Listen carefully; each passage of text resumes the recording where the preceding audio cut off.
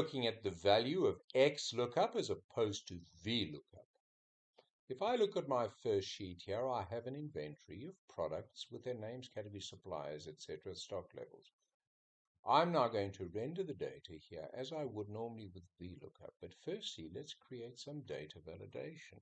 I know there are 67 rows, so I'm going to go down all the way to 68 should I say, and I'm going to enter my data validation. Let's do that. A list, that's what I want, and the source of the list is going to be sheet 1, and sheet 1, Control Shift down arrow, and done. That's my data validation, very nice.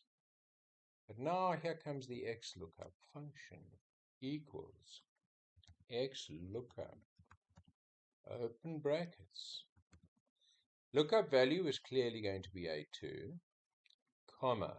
Now here's where it differs from VLOOKUP, because we've got to restate the lookup array. And the lookup array is clearly that column there. So put our comma in. Now we'll put the absolute dollars in after this. We need to return the return array now. Let's put the return array in. Control Shift down arrow and close brackets. So what are the advantages over VLOOKUP? I don't need to specify the whole table array, only the lookup array.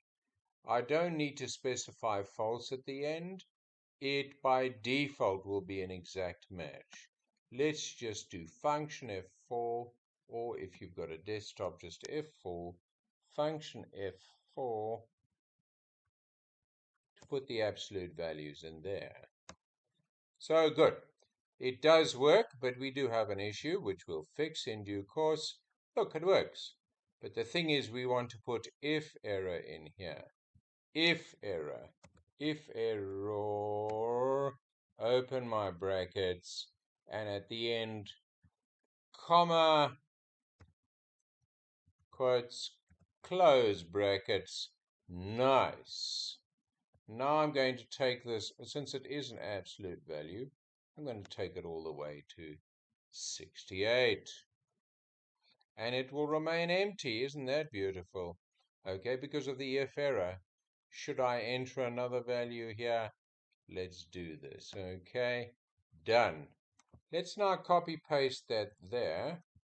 Okay, but it shouldn't be B2, it should be A2.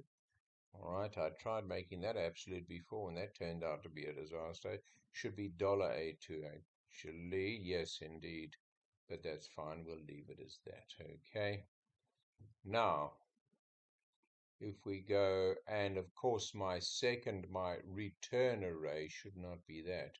My return array should be indeed the product name. Let's do that.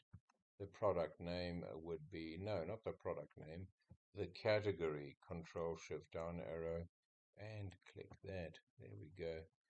Okay, oh, my category is there and my product name is there. Okay, so that should be product name and category. Here's another advantage, by the way.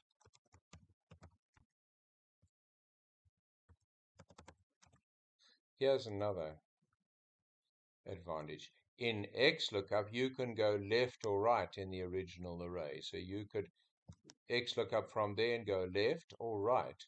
Whereas VLOOKUP, of course, it only prefers going right.